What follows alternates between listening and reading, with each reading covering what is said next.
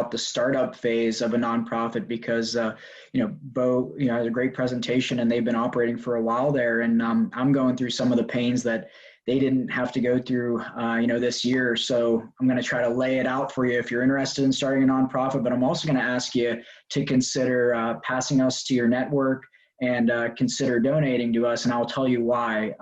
So my name is Jordan Foley. I was a submarine officer for 6 years, graduated from the Naval Academy, currently live in Annapolis, love it here. My 2 daughters are here and they love it, and we're glad to be back. Moved about 6 times in 8 years over the course of my time as being an officer, and I'm actually going to be a Navy JAG now. They're sending me to law school to continue my service, and very excited about continuing on. But after we moved so often, it was getting hard to find a place in a community for me to go to the local high school and coach the football team, find a homeless shelter and help them distribute meals. And at one point, when we'd only be in a place for maybe 10, 11 months, we would really just not engage in the community, barely get involved with the church. And we didn't like where that was taking us as a family. So I wanted to mix a couple passions, and one being cooking. I grew up in a predominantly Italian family. Don't let the Foley last name, mess you up. We're actually mostly Italian. The Irish is a very, very small part. So we both sides of the family are pretty much 100% Italian. But we grew up cooking. I didn't see boxed pasta until I was 18 years old. It was just something, we were just, a family that made everything from scratch. And, cooking was passed on to me from the women in my family. Also, and being in the submarine force, our cooks on the submarines are some of the best. Everything is fresh. It's got to be. You can carry the flour for months, but, everything's freshly made bread. Everything's freshly made this, that. And the cooks were some of my best sailors that I got to meet there. And I thought about it for a while, so I mentioned hey, getting involved with community is tough, but I also have this passion for cooking, and I love veterans and I love the military. And this past January 2020, I finally decided to take the big step and file the paperwork in Maryland, incorporate and file for a 501c3 nonprofit status with the IRS. And all that took place in the month of January, and January 6th actually is our birthday. So we just celebrated our first year of being a corporation, and very excited about that. And, as it came about, how do you start a nonprofit? How do you decide to do all these things? How do you develop your mission? For me, it wasn't an easy, short decision and just go and act. It took years. And research too. If you think about it, the military has a lot of veterans who leave, for their prior military service dealing with food, whether it's supply chain or actually cooking the food. Soldiers, sailors, and Marines got to eat. So there's a lot of people who are trained in that. So every year we have thousands of people leave the service who are trained in the culinary arts. Also, the culinary arts is very tough to start your own business. Restaurants have a 60% fail rate in the first year and an 80% fail rate in the first 3 years. Those are pre-COVID numbers, by the way. So those are just expected to be much higher after the dust is settled. Also, food trucks themselves have a 50% fail rate, and the startup costs are sometimes up to $50,000 to $100,000. And getting a bank loan is incredibly difficult for these veterans because really, whether it's U.S. MAPS or the private sector, does not recognize a lot of their service time as going towards the culinary industry. My senior chief on the submarine spent 25 years being a cook in the Navy. And when he got out, he wanted to start his own restaurant, but the best he could do was an assistant manager role at a Denny's. This was somebody who led sailors and led 3 meals a day on a submarine for 25 years of their career, and they weren't given the opportunity to start a restaurant, and also the risks were too high for him to consider that 50% fail rate. To him, he might as well just go to Atlantic City and put all of his life savings on black at the roulette table. So what we're trying to do at Chow, in combining all of these passions and all of these ideas, we're trying to minimize those startup barriers. We're trying to make it easier for veterans, whether they're trained in the culinary arts or not, to get into the culinary industry. And we're expanding to military spouses as well. And how we do that is actually through food trucks. Now, you may see food trucks as incredibly lucrative at this time. They are a $1.2 billion industry, and they operate almost year round, and cold weather, warm weather doesn't matter. In fact, food truck cultures and food truck economies of the top 10 states, 5 of those states are states that experience winter. So the whole idea that you have to be in a warm climate to be a successful food truck operator is false. So there's incredibly lucrative, but we picked food trucks because we are not necessarily a food truck company. We're a nonprofit and we're a vocational training school, and the food truck is the perfect microcosm of the culinary industry. I put our website and my tagline here, and I also will put it into the chat so you can explore our website. Our training pipeline is unique, and Chow is actually the only nonprofit in the United States that does exactly what we do, and that's train veterans and military spouses through the culinary arts through a food truck vocational program. We've set up a training pipeline now that consists of completely digital training that was about 10 lessons and a qualification in ServSafe, which is a National Restaurant Association sanitation qualification.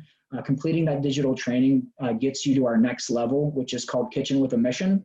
This past year in 2020, we actually donated hundreds of pounds of food to local homeless shelters in Crownsville, Rockville, and Annapolis, Maryland. We will get, we have kitchen space in Cheverly, and we actually cook food out of there and have military veterans and spouses come in, train with us, put in the hours, and we deliver those meals to those local facilities. So while they're getting this restaurant industrial kitchen experience, they're also doing good in the society. So we feel this is the perfect training environment to start out in, because you know exactly how much you need to produce, and you know exactly what you'll produce, and it's also going to a great cause. So once that person completes that phase of training, we are going to get them in our truck, which we are still raising money for through the Annapolis Rotary and Anne Arundel Community College. We do feel we'll be able to purchase one here shortly.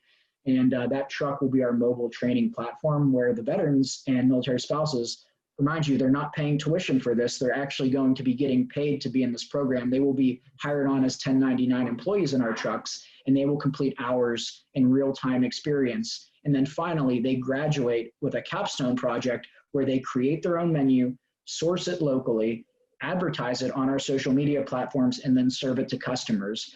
All of these hours and all of this time is meant to set them up to better operate a food truck, learn how to run their own business, or maybe even start a brick and mortar restaurant of their own.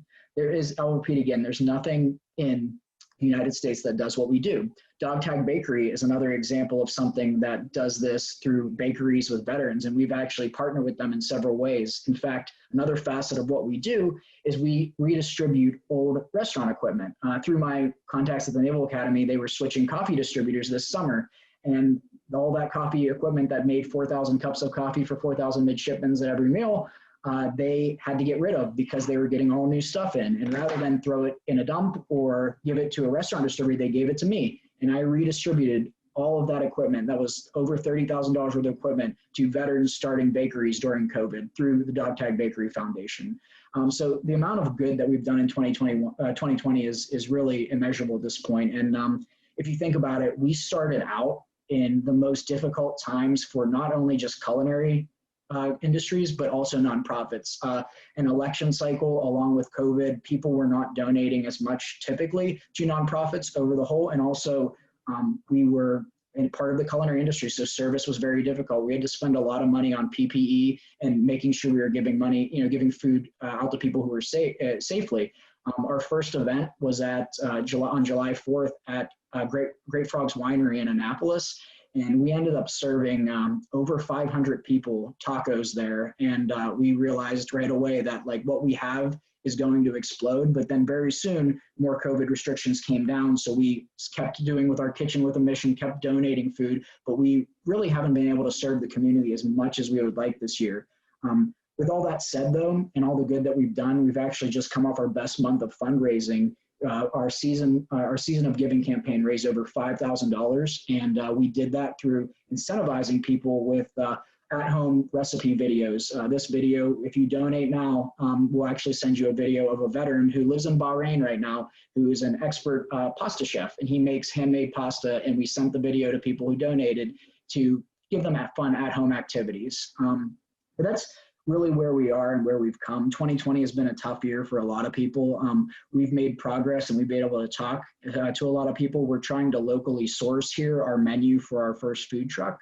Not only are we trying to source locally. We're actually trying to source uniquely through veteran-owned businesses. So for example, we have a baker who's going to be supplying us cookies and buns and everything we need for bread products. And then we also have butchers actually in Oklahoma City who are veterans who'll be shipping us the meats frozen, and we're going to be using them. And we're trying to source uniquely through veteran-owned businesses, whether that's the sauces that we use or anything that goes along with our menu. Our menu does rotate.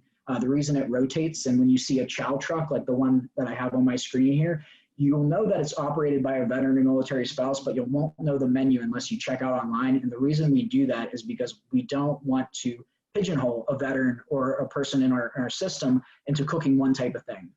If they leave our program never having cooked, for example, lamb, that would really not be a great training program. And that's what we are at the end of the day. We're a training program, and our menus will rotate to reflect different skills. With all that said, too, we think 2021 is going to be a massive year of growth for us in Annapolis, and we have an idea to become a national brand. Right now, we're actually talking to several different locations throughout the United States about people willing to host our program. Really what it takes, and what we found out in 2020, is that if we can get a truck, we have the system of performing outreach, whether it's the governmental outreach or what we need. We understand how the regulatory landscape changes state to state, county to county.